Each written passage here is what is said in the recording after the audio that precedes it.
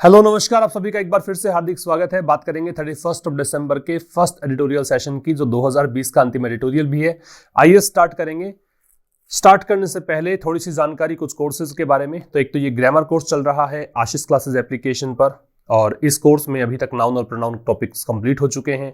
आज एडजेक्टिव का first part यहाँ पे अपलोड कर दिया जाएगा, तो आप ये कोर्स बाई कर सकते हैं। इसके लिए आपको ये एप्लीकेशन डाउनलोड करना है प्ले स्टोर से। जैसे आप डाउनलोड करेंगे तो कुछ यहाँ पे बहुत सारे कोर्सेज हैं, तो ये कुछ नजर आएंगे आपको कोर्सेज। इन कोर्सेज में एक क्लोज टेस्ट और पैराजंबल का कोर्स है, जहाँ पे जो भी क्लोज टेस्ट या पैराजंबल आपको प्रोवाइड करवाया गया है वो सब PDF के साथ वीडियो सॉल्यूशन है, और जो कुछ भी यहाँ पे PDF मिलेगी वो सब के सब कंपाइल किए गए हैं न्यूज़पेपर से।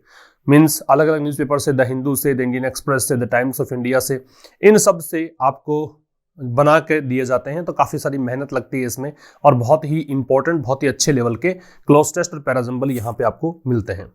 वोकैबुलरी की ई बुक्स उपलब्ध हैं। इन ई बुक्स में 2 ई बुक्स जो हैं वो एडिटोरियल वर्ड्स के लिए हैं, एक ई बुक जो है वो मॉक टेस्ट हैं एयरफोर्स और नेवी की तैयारी करने वाले बच्चों के लिए।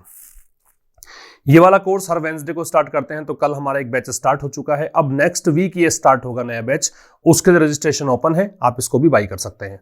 आइए करते हैं स्टार्ट। कॉमन एरर से करेंगे स्टार्ट। कॉमन एरर में पहला क्वेश्चन देखिए, Beijing has sent a warning message that it is prepare to intervene in Nepal's politics. Intervene जो शब्द है इसका मतलब होता है इंटरफेयर करना।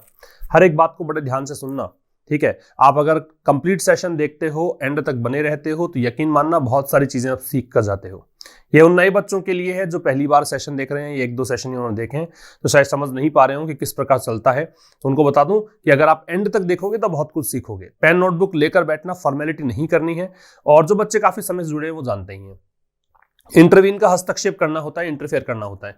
बीजिंग चाइना की राजधानी है, तो चाइना की बात है। चाइना ने एक वरिंग मैसेज भेजा, चिंताजनक एक संदेश भेजा है दैट इट इज प्रिपेयर, कि वो तैयार है। देखो इट यहाँ पे दैट कंजंक्शन हो गया, दैट से पहले की बात हम नहीं कर रहे, आगे की बात करें तो इट यहाँ पे सब्जेक्ट है, इज यहाँ लिंकिंग वर्ब है, तो फिर प्रिपेयर है वो कॉम्प्लीमेंट होगा।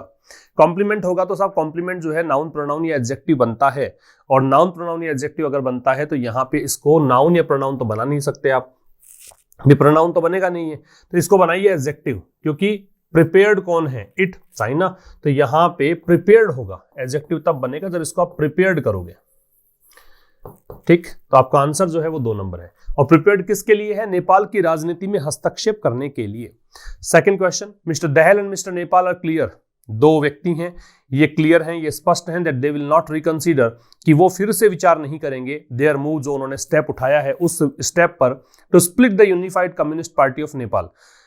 मूव क्या था इनका? मूव था कि एकजुट पार्टी थी, एक CPN नाम से इनकी। यहाँ पे यूनिफाइड का मतलब यूनाइटेड होता है, कंबाइंड होता है। इस पार्टी को इन्होंने बिखेर दिया, इस पार्टी को इन्होंने विभाजित कर दिया, डिवाइड कर दिया। स्प्लिट का मतलब डिवाइड करना होता है। And apply to the election commission for control of the whole, और उन्होंने एप्लीकेशन डाली है, इलेक्शन कमीशन को अप्लाई किया है। इलेक्शन कमीशन चुनाव आयोग से कहा है कि आप ही सबका पूरा नियंत्रण ले लीजिए, एक बार फिर से चुनाव यहाँ पे करवाए जाएं। इस प्रकार की बातें सामने आई, तो यहाँ पे कोई एरर नहीं है, आपका आंसर होगा नो एरर। और तीसरा है, this is not the first time, ऐसा पहली बार नहीं हुआ है। याद रखें, this is the first time हो, this is the second time हो, this is the third time हो, ऐसे स्टेटमेंट्स अगर आपको मिलते हैं तो फिर वहां पे आपको हैज है प्लस V3 लगाना होता है, प्रेजेंट परफेक्ट का यूज करना होता है। तो यहाँ पे this is not the first time politics has been, और ये तो आपको अच्छे से पता होना चाहिए कि बीन जो है वो हैज है, वो हैड, विल है, वो शैल है, इनमें लगता है ना। ऐसा तो है नहीं इज में लगेगा, इज में तो बीइंग लगता है। जब आप पैसिव बनाते हो तो इसमें बीइंग लगता है, BEING, जो कंटिन्यूअस टेंस का पैसिव बनता है। अदरवाइज आप क्या लगाएंगे? बीन कब लगाएंगे? जब हैज, हैव, हैड ये सब होंगे तब। आंसर होगा 1 नंबर। तो ये तो आपकी कॉमन एरर्स हुई। अब हम स्टार्ट करेंगे आज का सेशन। हिमालयन मनूवर्स के नाम से ये सेशन है।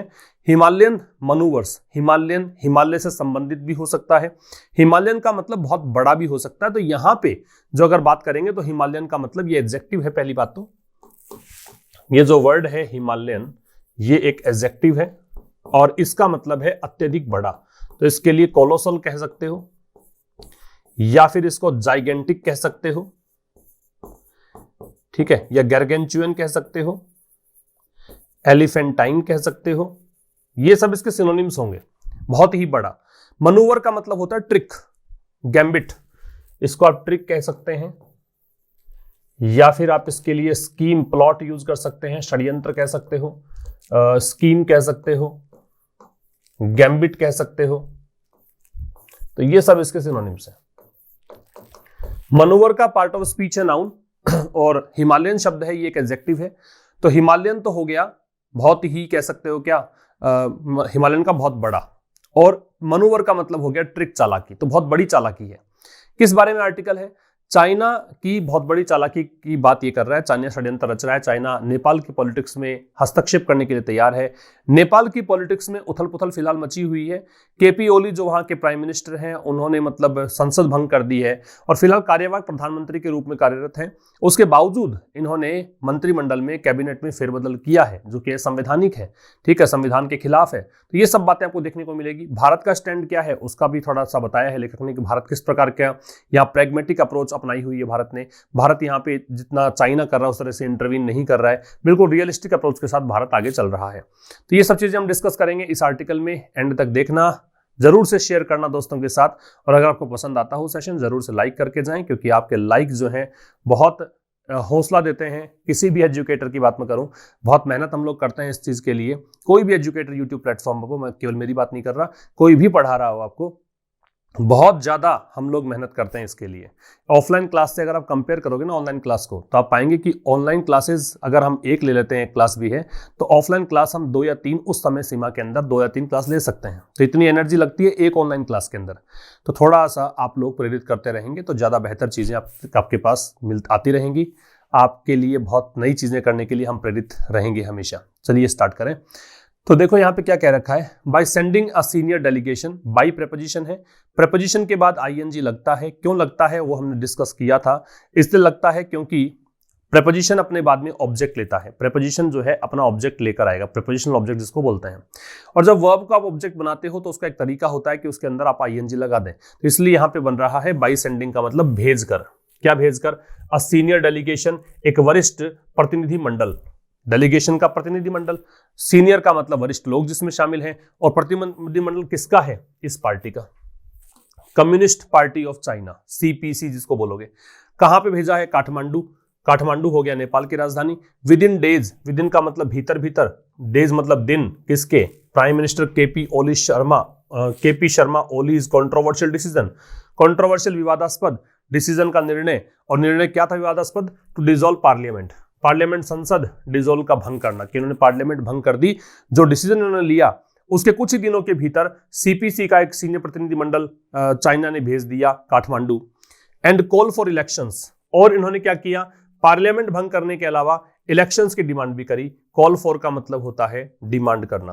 कॉल फॉर का मतलब क्या है? डिमांड। इलेक्शंस भी डिमांड भी करी कि चुनाव करवाए जाएं। तो इस प्रकार से ये भेजकर Beijing has sent a warning message, Beijing ने एक चिंताजनक संदेश भेजा है। बीजिंग सब्जेक्ट हो गया, हैज हेल्पिंग वर्ब है, सेंट मैन वर्ब है, ए डिटर्मिनर है, वरिंग है वो एडजेक्टिव का काम करेगा, प्रेजेंट पार्टिसिपल है, मैसेज यहाँ पे नाउन है, दैट की कंजंक्शन है, इट इज प्रिपेयर्ड। अब देखो ये प्रिपेयर्ड, ये कॉमन एरर मैंने दिया था। इट है वो चाइना के लिए, बीजिंग के लिए है। Is prepared, is linking verb, prepared adjective complement है। टू इंटरवीन, किसके लिए तैयार है? इंटरवीन करने के लिए। इंटरवीन का मतलब होता है इंटरफेयर करना, कि चाइना तैयार है हस्तक्षेप करने के लिए, किसमें? नेपाल की राजनीति में। ये तो टुकड़ों में तोड़ के बताया, अब हम देखो जोड़ के देखते हैं क्या कहना चाहता है। तो एक कम्युनिस्ट पार्टी ऑफ चाइना जो है उसका एक डेलीगेशन, सीनियर डेलीगेशन भेजकर, काठमांडू भेजकर चाइना ने क्या किया है? सीपीसी का एक सीनियर प्रतिनिधिमंडल जो है वो नेपाल भेजा है, और वो भी कुछ ही दिनों के भीतर। जब नेपाल के प्रधानमंत्री केपी शर्मा ओली है, उन्होंने एक विवादास्पद निर्णय लिया पार्लियामेंट को भंग करने का और चुनाव आयोजित करवाने का, उसके कुछ दिनों के भीतर ने भेज दिया। ऐसा करके क्या किया है? चाइना ने एक संदेश भेजा जो कि काफी वरिंग है, चिंताजनक है, कि चाइना जो है वो तैयार है नेपाल की राजनीति में हस्तक्षेप करने के लिए। समझ में आ गई बात? इंटरवीन एक वर्ड आपको मिला, कॉल फॉर एक फ्रेजल वर्ब मिली, ये जरूर नोट कर लेना। वरिंग है वो प्रेजेंट पार्टिसिपल है, तो नाउन से पहले जब आप वर्ब लगाते हो और एडजेक्टिव की भूमिका में होती है, then 2 things are possible. Either it will be used as present participle means in ING form, और it will be used in third form means past participle form. तो ये प्रेजेंट पार्टिसिपल है, अदरवाइज यहाँ पे पास्ट पार्टिसिपल थर्ड फॉर्म भी आ सकती थी, लेकिन यहाँ पे ये प्रेजेंट पार्टिसिपल कहलाएगा। डिसॉल्व का मतलब भंग करना होता है। आगे देखिए, the team led by the vice minister of CPC, अब ये सीपीसी है वो कम्युनिस्ट पार्टी ऑफ चाइना है, ठीक है, ये कम्युनिस्ट पार्टी ऑफ चाइना है सीपीसी।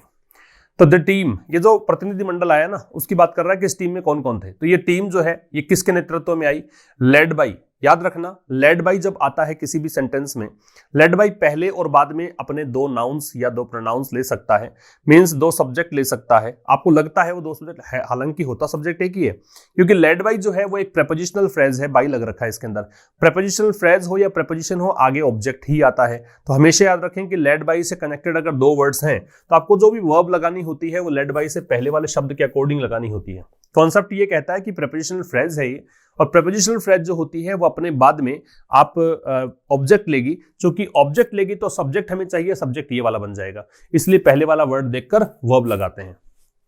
तो टीम है उसका नेतृत्व किसने किया, सीपीसीज इंटरनेशनल डिपार्टमेंट, सीपीसी का जो इंटरनेशनल डिपार्टमेंट है उसके वाइस मिनिस्टर ने, उप मंत्री ने, ठीक है, नाम क्या है, गुओ येजो, ये नाम है इनका, ठीक है, इन्होंने किया नेतृत्व इस टीम का। और ये टीम जो है इनके नेतृत्व में, अब देखो मैंने कहा था कि वर्ब किसको देखकर लगानी है, हालांकि यहां फर्क नहीं पड़ता कि आप मेट लगा रहे हैं, सेकंड फॉर्म लगा रहे हैं, किसको देखकर लगा रहे हैं, लेकिन फिर भी आपको ध्यान रखना है इस चीज का, क्योंकि ये कहीं ना कहीं कंफ्यूज करती है आपको।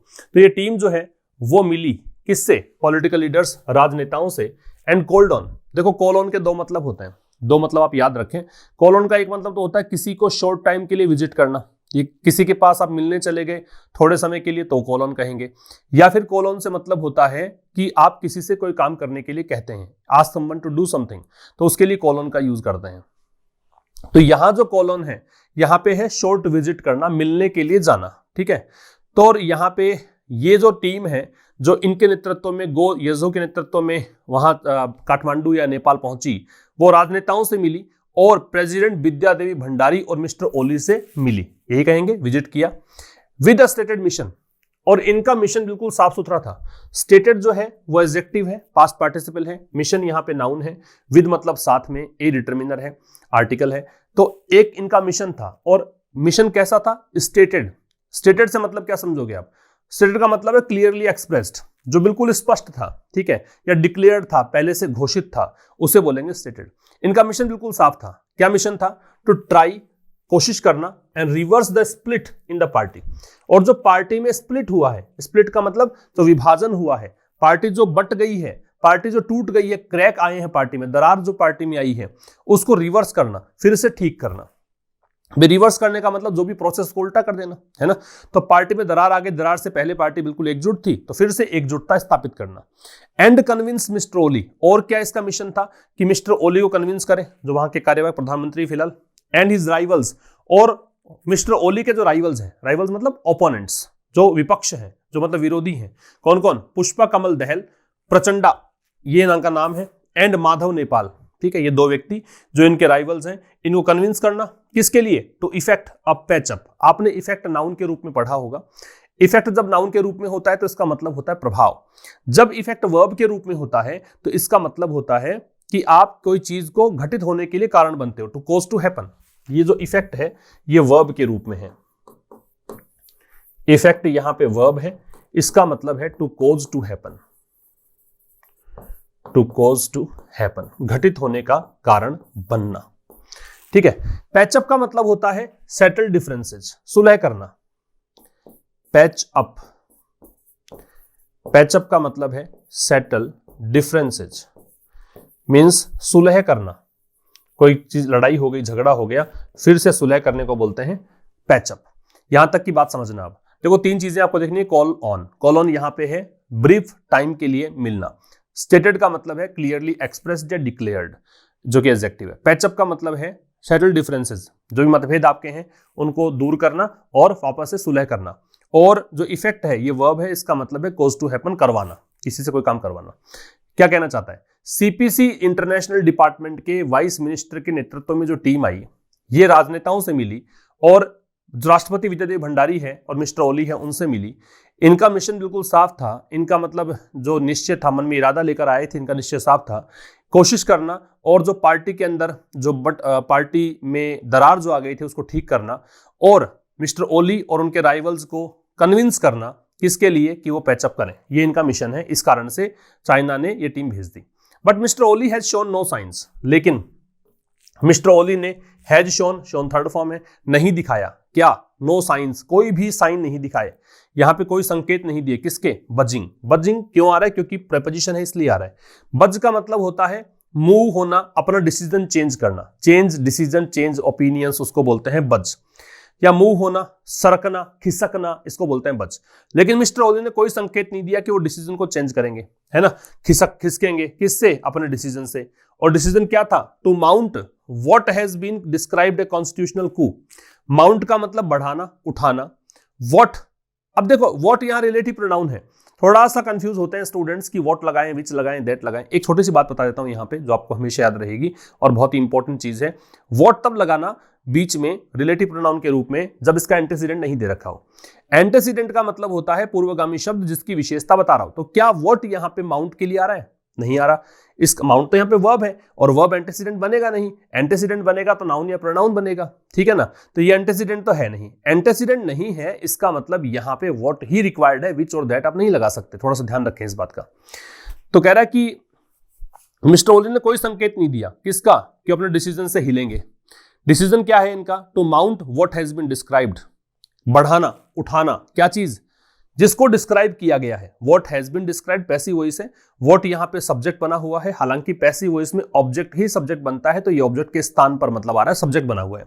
हैज बीन डिस्क्राइब्ड, बीन के साथ थर्ड फॉर्म, जिसको डिस्क्राइब किया गया, जिसको वर्णन किया गया, किस रूप में, कॉन्स्टिट्यूशनल कू। इसको कू पढ़ते हैं, कूप नहीं पढ़ते, पी पै का उच्चारण नहीं होता। दूसरी बात, कॉन्स्टिट्यूशनल जो है वो एडजेक्टिव है, कू यहाँ पे नाउन है, कॉन्स्टिट्यूशनल संवैधानिक होता है, कू का मतलब षड्यंत्र होता है, कू का मतलब मास्टर स्ट्रोक या सक्सेस भी होती है, अचानक जो सफलता मिलती है, बड़ी सफलता मिलती है, उसको कू बोल सकते हैं। फिलहाल यहाँ षड्यंत्र के रूप में पढ़े, यहाँ यो पढ़े कि संविधान के खिलाफ चीजें हैं, यो पढ़िए। तो कह रहा है कि मिस्टर ओली ने कोई संकेत नहीं दिया, ठीक है, ये आया, ये प्रतिनिधिमंडल आया, इसने कोशिश करी कि मिस्टर ओली को समझाया जाए, उनके राइवल्स को समझाया जाए, फिर से पैचअप हो, लेकिन मिस्टर ओली ने कहा कि साहब मैं तो नहीं हिलूंगा, जो मैंने कह दिया वो कह दिया, एक बार कमिटमेंट कर दिया, तुम अपने आप की भी नहीं सुनता। सलमान खान ये बन गए। और यहां इन्होंने क्या किया कि कोशिश करी, मतलब यहां पे जो डिसीजन इनका था, डिसीजन क्या था, माउंट करना कॉन्स्टिट्यूशनल को, संविधान के खिलाफ जाने का डिसीजन जो था, वो डिसीजन जिसे कि क्या कहा गया है, has been described a constitutional coup, जिसे कि संविधान के खिलाफ मतलब गए हैं, ऐसा माना गया है इस डिसीजन को। इसको माउंट करना ही उनका क्या था, ये इनका एक निर्णय था। बात समझ में आ गई। कॉलिंग फॉर, कॉल फॉर का मतलब डिमांड करना, पिछले स्लाइड में हमने पढ़ा था। कॉलिंग फॉर प्रेजेंट पार्टिसिपल है, जब दो काम साथ में होते हैं, साइमल्टेनियस एक्शन बोलते हैं उसको, है ना। When two actions happen together then these actions are called simultaneous actions, and to denote simultaneous action we have to place present participle, that is why we have got here calling for elections.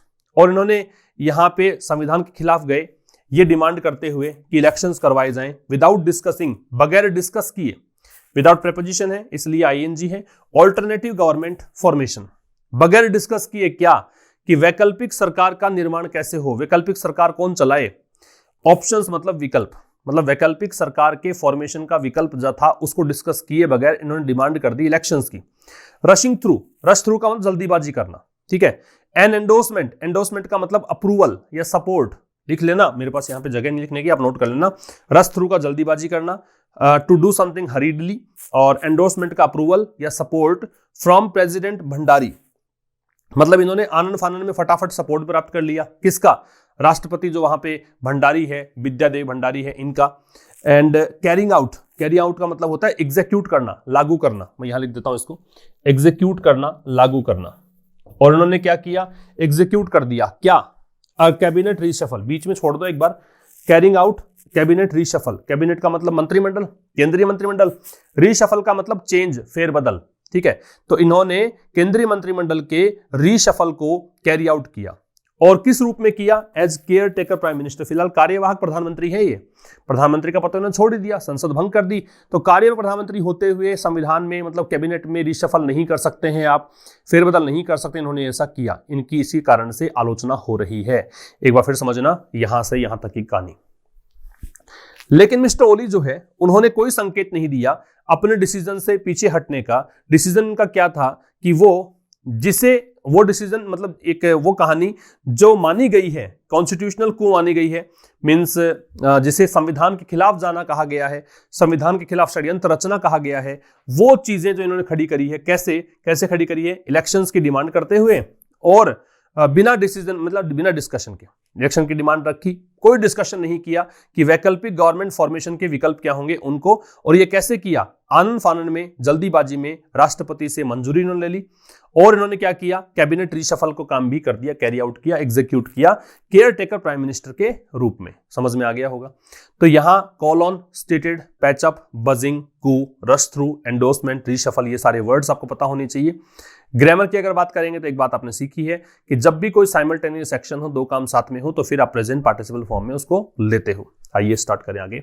Mister Dahal and mister Nepal, समझ में आ गया कौन है, ये rivals हैं mister ओली के, जो माधव नेपाल हैं और जो प्रचंडा दहल बताया गया था उनका नाम। तो ये जो दहल और मिस्टर नेपाल हैं आर क्लियर, ये स्पष्ट है। क्लियर यहाँ पे एडजेक्टिव है, आर यहाँ लिंकिंग वर्ब है। स्पष्ट है दैट की they will not reconsider their move. क्या स्पष्ट है कि दे इन दोनों के लिए आ रहा है, प्रोनाउन है। विल नॉट रिकंसीडर, रिकंसीडर फिर से विचार करना, री लग गया मतलब पुनः, कंसीडर का विचार करना, टू थिंक ओवर, कि ये फिर से विचार नहीं करेंगे। किस पर, देयर मूव, जो भी इनका कदम है उस पर फिर से विचार नहीं करेंगे। To split the unified communist party of, अब इनका मूव क्या था, इनका मूव ये था कि इन्होंने डिवाइड कर दिया। स्प्लिट का मतलब डिवाइड करना, क्या, यूनिफाइड, यूनिफाइड का मतलब यूनाइटेड, कंबाइंड लिख सकते हो। यूनिफाइड एक एडजेक्टिव है, यहाँ पे पास्ट पार्टिसिपल फॉर्म में होते हैं ये ईडी फॉर्म जब नाउन से पहले आती है तो ये एडजेक्टिव है और इसका मतलब है यूनाइटेड या फिर कंबाइंड। यूनाइटेड कह सकते हो, कंबाइंड कह सकते हो, ठीक है। तो मिस्टर दहल और मिस्टर नेपाल जो है वो स्पष्ट हैं कि वो लोग फिर से उस मूव पर विचार नहीं करेंगे, जो स्टेप उन्होंने उठाया उस विचार नहीं करेंगे। मूव इनका क्या था, जो एकजुट बनी हुई थी पार्टी सीपीएन नेपाल वाली ये पार्टी, उसको इन्होंने बिखेर दिया। इस मूव पर फिर से विचार नहीं करेंगे। And apply to the election commission, और इन्होंने एक और डिसीजन लिया था, मतलब क्या, इन्होंने ये डिसीजन लिया था कि वो इलेक्शन कमीशन को एप्लीकेशन डालेंगे किसकी, कि जो भी द होल मतलब संपूर्ण जो चीजें चल रही है उसे कंट्रोल वो हाथ में ले, फिर से चुनाव आयोजित कराएं। इलेक्शन कमीशन की बात याद कैसे आएगी, चुनाव करवाने तभी याद आएगी। तो फिर से इलेक्शन करवाने की जो बात है इसके लिए कह रहा है कि हम डिसीजन को वापस नहीं लेंगे या रिकंसिडर नहीं करेंगे, पुनर्विचार नहीं करेंगे, ये इन राइवल्स ने कहा है। रिपीट कर रहा हूं, मिस्टर दहल और मिस्टर नेपाल जो हैं वो स्पष्ट है इस बात को लेकर कि वो अपने जो मूव हैं, उनका मूव क्या था कि जो एकजुट पार्टी थी कम्युनिस्ट पार्टी ऑफ नेपाल, इसमें जो दरार पैदा करने का इन्होंने काम किया और इलेक्शन कमीशन को अप्लाई इन्होंने किया कि भाई हम पूरे जो मामला है उसका आप कंट्रोल लो, तो इस डिसीजन को रिकंसिडर नहीं करेंगे। और कब नहीं करेंगे, आगे देखो कंडीशनल सेंटेंस बना रहा है, अनलेस, यदि नहीं, नेगेटिव वर्ड है, इसके साथ में नोट नहीं लगता, याद रखना, because it itself is a negative word. Mister Oli back track, back track का मतलब डिसीजन वापस लेना, बैक ट्रैक का मतलब कोई भी आपने स्टेप आगे बढ़ाया है उससे वापस अपने कदम खींचना, ठीक है। तो यदि मिस्टर ओली जो है वो डिसीजन चेंज नहीं करते हैं एंड रिस्टोर्स द प्रतिनिधि सभा, प्रतिनिधि सभा जैसे लोकसभा होता है ना लोअर हाउस, वैसे वहां पे प्रतिनिधि सभा होता है नेपाल के अंदर लोअर हाउस, तो उसको रिस्टोर नहीं करेंगे, पुनः बहाल नहीं करेंगे, तो हम हमारे डिसीजन को रिकंसिडर नहीं करेंगे। बात समझ में आ गई। ये जो राइवल्स है मिस्टर ओली के, इन्होंने कहा है कि हम लोग हमारे डिसीजन, ये उनकी पार्टी के ही विरोधी लोग हैं, ये उनके पार्टी के भीतर ही विरोधी लोग हैं, इस कारण पार्टी बिखर गई है। इन्होंने कहा है कि यदि मिस्टर ओली जो है अपने डिसीजन को चेंज नहीं करते हैं और प्रतिनिधि सभा जो लोअर हाउस है नेपाल का उसको रिस्टोर नहीं करते हैं, पुनः बहाल नहीं करते हैं, तो हम लोग भी क्या है, हमारा जो डिसीजन था कि इलेक्शन कमीशन को हमने कह दिया है कि नियंत्रण अपने हाथ में ले लो, चुनाव करवाओ, और हमने जो पार्टी को बिखेर दिया है उस पर पुनः विचार नहीं करेंगे। समझ में आ गई बात। अच्छा जी, मिस्टर ओली को देखकर बैक ट्रैक्स है, सिंगुलर वर्ब है क्योंकि मिस्टर ओली प्रॉपर नाउन है यहाँ पे। रिस्टोर भी सिंगुलर है क्योंकि एंड के दोनों और चीजें सेम होती हैं। तो यूनिफाइड का मतलब यहाँ पे है, बैक ट्रैक का मतलब है टू चेंज डिसीजन। आगे देखो, तो change mind set you can say. While it is surprising, while से स्टार्ट है तो दो क्लॉज यहां पे है, एक तो देखो वाइल से यहां तक का है, पहले इसको पढ़ो। वाइल इट इज सरप्राइजिंग, यद्यपि ये आश्चर्यजनक है, इट सब्जेक्ट है, इज लिंकिंग वर्ब है, सरप्राइजिंग यहां पे क्या हो गया, एडजेक्टिव हो गया, कॉम्प्लीमेंट है, तो वाइल यहां पे कंजंक्शन है। वाइल इट इज सरप्राइजिंग, यद्यपि ये सरप्राइजिंग है, आश्चर्यजनक है, दैट बोथ फैक्शंस, फैक्शंस का मतलब गुट, अब एक पार्टी के दो गुट हैं, एक तो मिस्टर ओली और मिस्टर ओली के समर्थक, एक मिस्टर दहल और मिस्टर नेपाल, ये दो गुट हो गए। ये सरप्राइजिंग है कि दोनों जो दल हैं, दोनों जो गुट हैं, हैव बीन विलिंग, उनकी इच्छा रही है। विलिंग का मतलब इच्छा, if you are willing to do something it means you want to do something, you wish to do something. तो ये दोनों जो गुट हैं ये इच्छुक रहे हैं किसके लिए, to meet the Chinese delegation, कि ये दोनों ही गुट, चाइना का जो प्रतिनिधि मंडल आया है, है ना, उनसे मिलना चाहते हैं। At a time like this, ऐसे समय पर, ठीक है, इस प्रकार का जो टाइम है उस समय पर। लाइक जो यहां पे है वो प्रेपोजिशन के रूप में है, ठीक है, इस तरह का जो टाइम है सिमिलर को के लिए यूज करते हैं, और उस समय ये मिलना चाहते हैं। फिर भी मैं फिर भी इसलिए पढ़ रहा हूं कि नया वाक्य, नया क्लोज स्टार्ट हो गया, और वाइल से जब दो क्लोज कनेक्ट होते हैं दोनों एक दूसरे को कॉन्ट्राड, मतलब एक क्या कह सकते हो कि दोनों एक दूसरे के विपरीत चलते हैं, ठीक है, कॉन्ट्रडिक्शन वहां पे देखने को मिलता है। फिर भी it is even more curious, यह और भी ज्यादा क्यूरियस है, क्यूरियस का मतलब उत्सुक, यह और भी ज्यादा क्यूरियस है या उत्सुकतापूर्ण बात है, दैट द चाइनीज लीडरशिप, कि चाइना का नेतृत्व जो है वुड रिस्क, वो यहां पे खतरा उठाएगा। किस चीज का खतरा उठाएगा? लूजिंग फेस, अपना चेहरा खो देने का।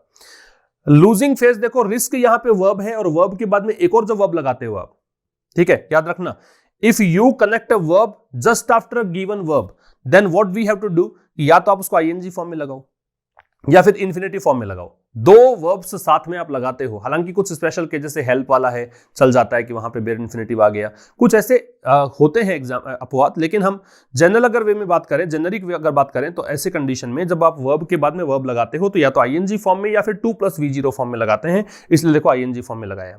लूजिंग फेस का मतलब ये हो गया, चाइना का फेस क्या है? चाइना मिस्टर ओली को सपोर्ट कर रहा है ना, तो चाइना का नेतृत्व जो है वो यहां पे रिस्क उठाएगा कि अपना फेस खो देगा यहां पे, एंड लूज पॉपुलर गुडविल, और एक जो इसका गुडविल बनी हुई है नेपाल के अंदर, ठीक है, वो यहां पे खो देगा। विद अ मूव, ऐसे मूव के साथ, that sparked protest in Kathmandu, वो मूव, वो कदम, जिस कदम ने, दैट रिलेटिव प्रोनाउन है इसके लिए आ रहा है, ऐसे मूव के साथ that sparked protest in Kathmandu, जिसने की स्पार्क किया। स्पार्क का मतलब क्या होता है? ट्रिगर करना, उत्प्रेरित करना, भड़का देना, जिसने की विद्रोह भड़का दिए, प्रोटेस्ट भड़का दिए काठमांडू में, नेपाल की राजधानी, मतलब नेपाल में। समझ गए?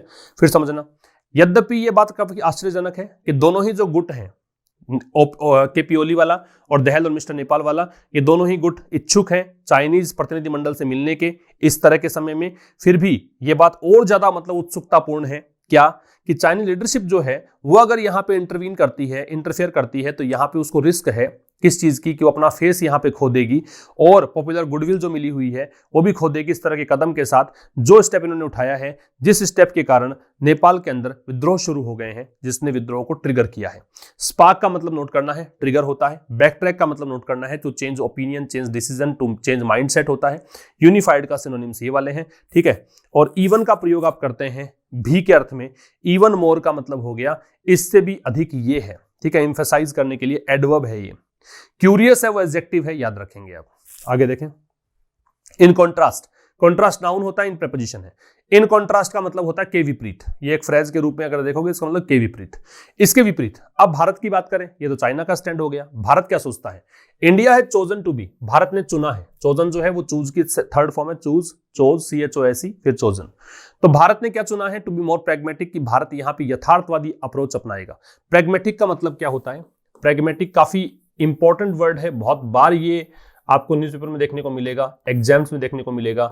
रियलिस्टिक कह सकते हो, ये सबसे पहली बात तो एडजेक्टिव है पार्ट ऑफ स्पीच की अगर बात करें, क्योंकि आप समझ सकते हो अप्रोच भी। प्रैग्मेटिक का मतलब यहां पे देखो बी लगा रखा है, बी के बाद दे रखा है इसको, तो एक तो ये एडजेक्टिव फॉर्म में है, जब लिंकिंग वर्ब के बाद में जब लगाते हैं तो एडजेक्टिव फॉर्म में है। और वैसे भी देखो मोर प्रैग्मेटिक है तो डिग्री बनती है इसकी, इस कारण से एडजेक्टिव फॉर्म है। तो रियलिस्टिक या प्रैक्टिकल कह सकते हो इसको, यथार्थवादी, बिल्कुल व्यवहारिक।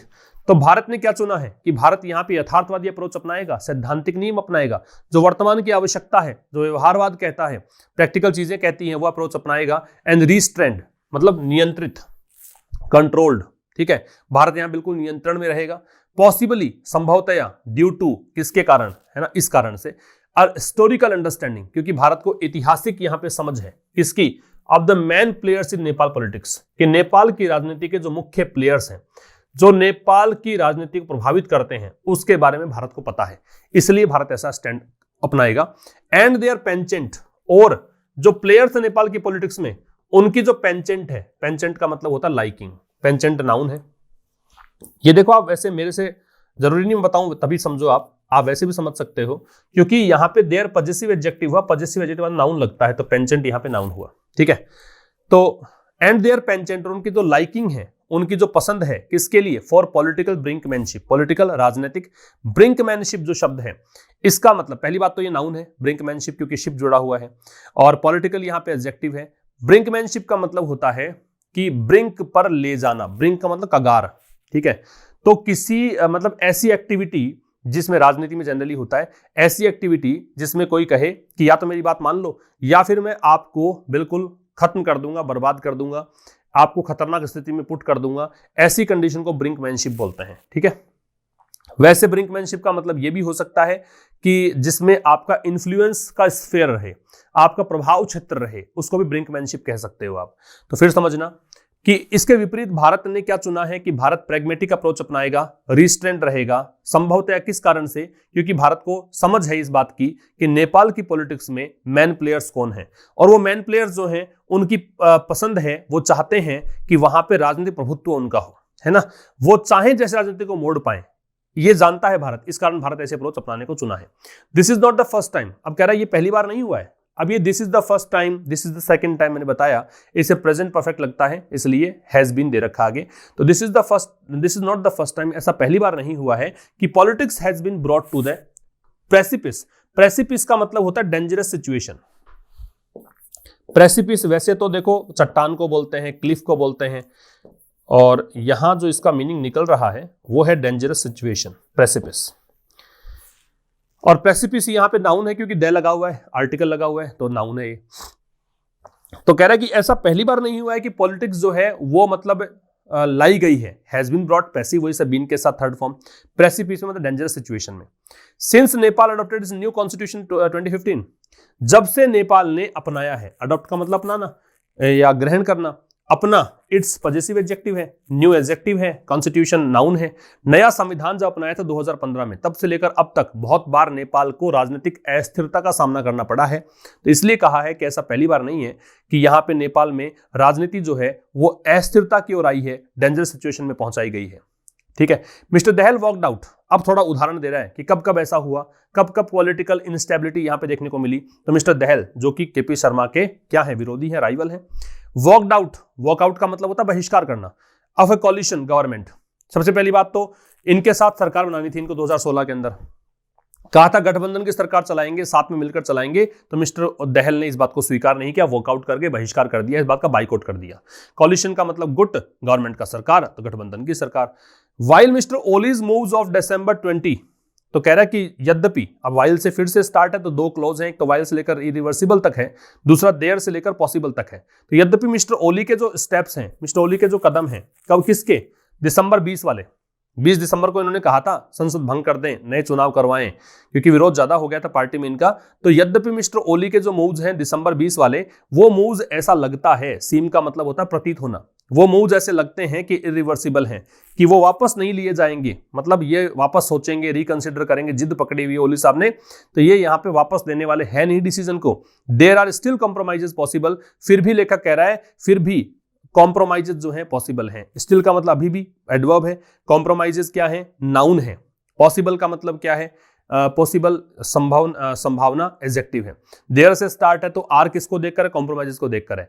फिर भी यहां पे समझौते हो सकते हैं, कॉम्प्रोमाइजेस हो सकते हैं, यद्यपि इनके डिसीजन इरिवर्सिबल हैं, उसके बावजूद भी इरिवर्सिबल एडजेक्टिव होगा। सीम यहां पे आपका लिंकिंग वर्ब का काम करेगा, इसलिए इरिवर्सिबल एडजेक्टिव है, कॉम्प्लीमेंट का काम करेगा, ठीक है। मच विल डिपेंड, मच वैसे एडवर्ब होता है, मच एडजेक्टिव की भूमिका, डिटरमिनर की भूमिका में आ सकता है, लेकिन यहाँ पे जो मच है वो नाउन है। मच विल डिपेंड क्योंकि ये सब्जेक्ट बन रहा है, सब्जेक्ट का अधिकार बनने का अधिकार प्रोनाउन का, नाउन का होता है, याद रखना हमेशा। नाउन ही और प्रोनाउन ही सब्जेक्ट हो सकता है, नाउन प्रोनाउन ही सेंटेंस का ऑब्जेक्ट हो सकता है। तो कह रहा है मच विल डिपेंड, बहुत कुछ डिपेंड करेगा, डिपेंड के साथ ऑन लगता है, किस पर, वेदर द सुप्रीम कोर्ट, कि क्या supreme court that has given the Nepali PM until January 3 to explain his actions. अब यहां पे देखो कि सुप्रीम कोर्ट जिसने की नेपाल के पीएम को दिया है, अब ये गिवन टाइम हो जाना चाहिए था, यहां पे टाइम दिया है अंटिल कब तक, January 3 तक। अंटिल का प्रयोग टाइम के लिए करते हैं, कब तक, 3 जनवरी तक। क्या, तो एक्सप्लेन हिज एक्शंस, कि कारण बताओ नोटिस जारी कर दिया, बताओ कि भाई तुमने ऐसा निर्णय क्यों लिया, क्यों संसद भंग करी, और क्यों तुमने कार्यवाही प्रधानमंत्री होते हुए भी रिशफल किया कैबिनेट को, यह बताने का टाइम दिया है। Will state the election process, तो क्या सुप्रीम कोर्ट जो है वो इलेक्शन प्रोसेस को रोकेगा, स्टे डालेगा उस पर? समझना, यहां से इसको जोड़ना है सीधा। बहुत कुछ डिपेंड करेगा इस बात पर कि सुप्रीम कोर्ट क्या यहां पे इलेक्शन प्रोसेस को रोकेगा। और सुप्रीम कोर्ट के बारे में कहा है कि वो सुप्रीम कोर्ट जिसने कि नेपाल के पीएम को टाइम दिया है 3 जनवरी तक का, किसके लिए? अपने एक्शंस को एक्सप्लेन करने के लिए। एंड वेदर, और क्या जो पार्लियामेंट स्पीकर है, अब आप सोचोगे सर पार्लियामेंट में दे कैसे आ गया? ये दे पार्लियामेंट से पहले नहीं है, ये पार्लियामेंट के स्पीकर से पहले है, ठीक है, पार्लियामेंट से पहले दे आता ही नहीं है। तो कह रहा है क्या जो पार्लियामेंट स्पीकर है, संसदीय अध्यक्ष है, जो मतलब चेयरमैन है या फिर चेयर पर जो भी स्पीकर है, विल परसुएड, परसुएड का मतलब होता है मनाना, किसी को कोई काम करने के लिए मनाना। इसका ऑपोजिट होता है डिस्युएड, लिख लेना। परसुएड जो शब्द है इसका एंटोनिम करोगे तो बनेगा डिस्युएड, ठीक है। डिस्युएड का मतलब डिटर करना होता है, परसुएड का मतलब एनकरेज करना होता है, डिस्करेज करना डिस्युएड का हो जाएगा। और क्या जो संसदीय स्पीकर है क्या वो मना लेंगे प्रेसिडेंट को, राष्ट्रपति को, ठीक है, भंडारी को, टू कन्वीन, कन्वीन का मतलब होता है किसी मीटिंग के लिए इकट्ठा करना। द लोअर हाउस, जो इनका कौन सा निचला सदन जो है, प्रतिनिधि मंडल बताया था, प्रतिनिधि सभा जो है, डिस्पाइट इट्स डिसोल्यूशन, डिस्पाइट का मतलब के बावजूद, डिस्पाइट प्रीपोजिशन होता है, डिस्पाइट के बाद में ऑफ नहीं लगता, याद रखें। डिसोल्यूशन का मतलब हो गया भंग करना, इट्स आ गया उस लोअर हाउस के लिए कि जो संसद भंग कर दी थी इन्होंने, वापस क्या इसको बुलाएंगे। तो यहाँ पे बहुत कुछ डिपेंड करेगा इस बात पर कि सुप्रीम कोर्ट जो है क्या वो इलेक्शन प्रोसेस पर रोक लगाएगा।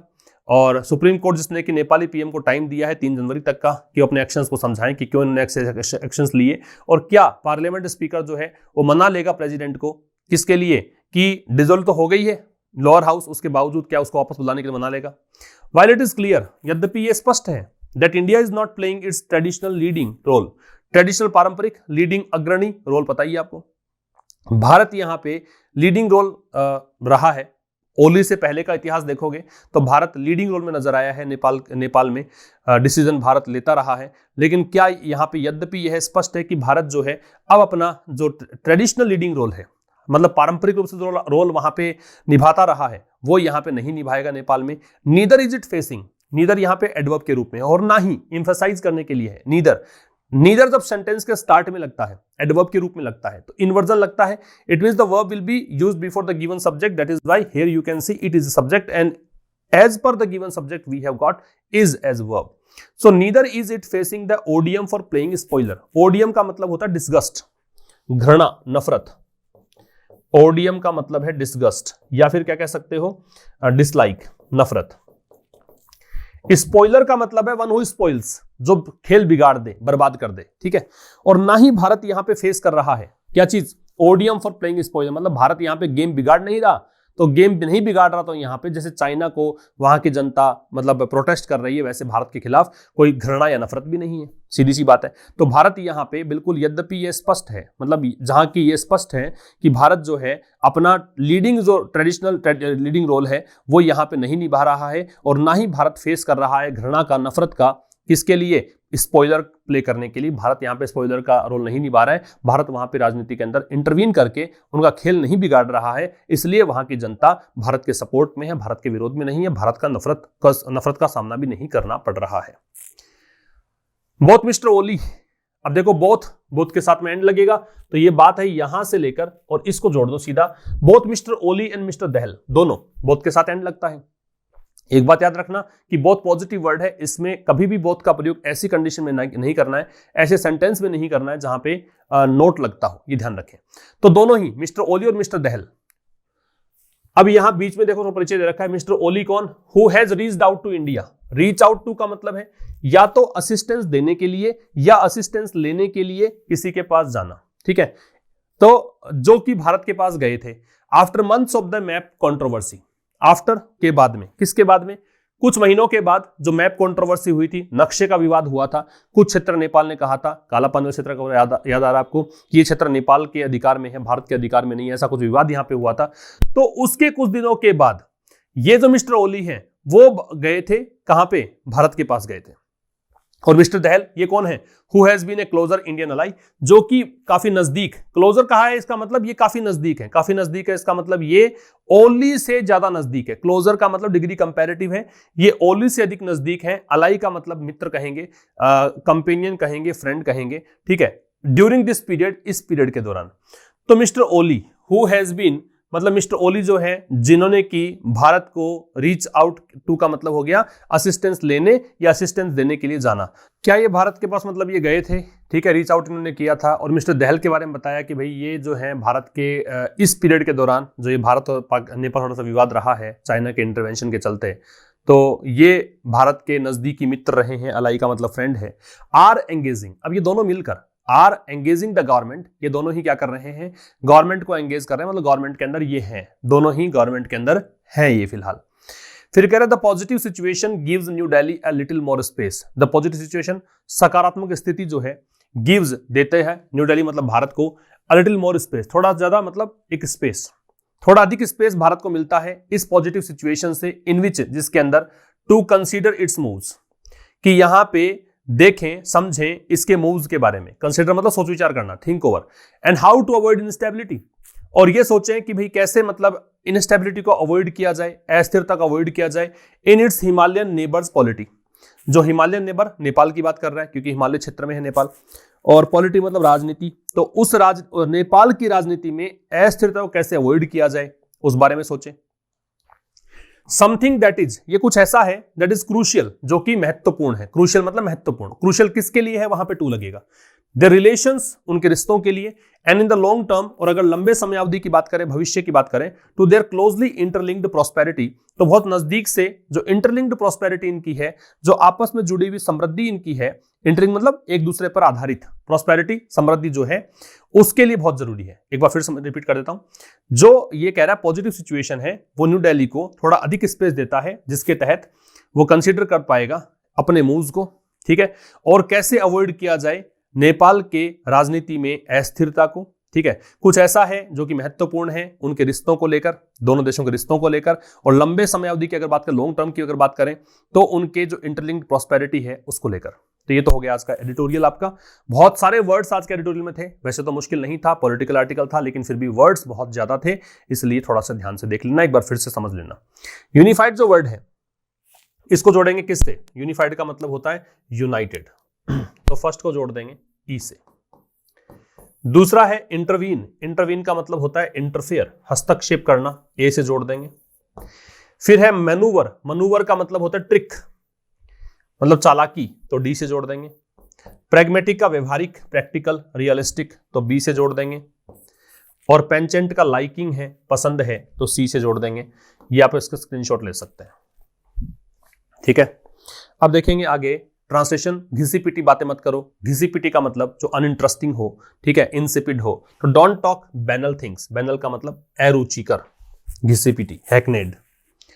वह एक कंजूस इंसान है, कंजूस के लिए देखो माइजर कह सकते हो, पार्सिमोनियस कह सकते हो। टाइट वेड भी एक वर्ड है, तो ये वर्ड भी आप सीख जाओगे, he is a tightwad person.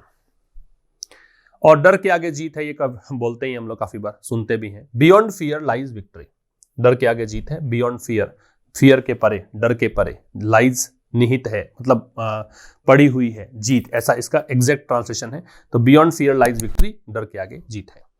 तो ये हुआ दोस्तों आज का एडिटोरियल। कल शाम 5 बजे हमारी मुलाकात होगी नए सेशन के साथ, तब तक के लिए नमस्कार, थैंक यू वेरी मच।